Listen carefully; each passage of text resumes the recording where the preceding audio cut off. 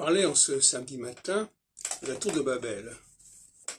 Alors, je lis le chapitre 11 de la Genèse, enfin, un certain passage, en rapport avec l'astrologie.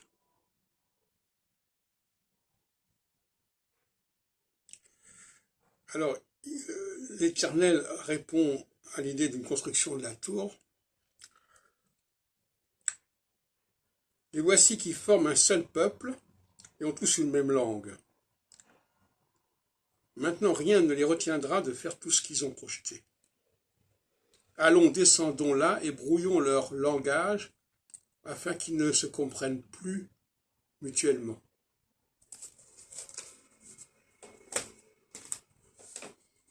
Alors, qu'est-ce que ça signifie? Ça signifie que l'équinoxialité et l'unité, en fin de compte, au niveau de l'ensemble de l'humanité, j'entends bien. Et la socialité, c'est la diversité au sein de cette unité. Alors effectivement, chaque nation prône une unité, mais c'est une unité factice, puisque c'est une unité qui se fait aux dépens de l'unité globale. Donc là, il y a une espèce de double langage quelque part. Alors ce que dit le livre de la Genèse, c'est que en phase équinoxiale, l'humanité parvient à une véritable unité dans sa totalité et prend conscience de ses structures fondamentales, internes, et qu'en phase solsticiale, on va brouiller les cartes.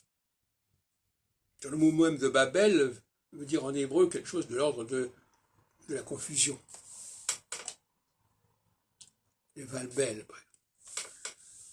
Et donc, la socialité, qui prône l'unité, est en réalité une tentative de brouiller et de diversifier les choses.